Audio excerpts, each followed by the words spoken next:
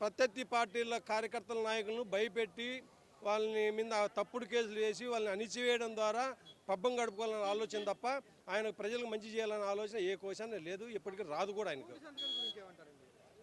కోటి సంతకాలు అనేది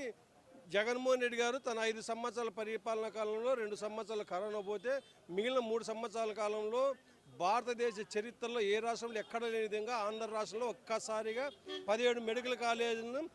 కేంద్ర ప్రభుత్వం ద్వారా మంజూరు చేయించి ఒకేసారి అన్నీ కూడా శంకుస్థాపన చేసి అందులో 5 కాలేజీలను అందుబాటులోకి తీసుకురావడము, మరో 2 కాలేజీలు పూర్తి చేయడం జరిగింది. మిగతా 10 కాలేజీలు కూడా 60%, 70%, 40% కూడా నిర్మాణాలు పూర్తి చేయడం జరిగింది. అవన్నీ కూడా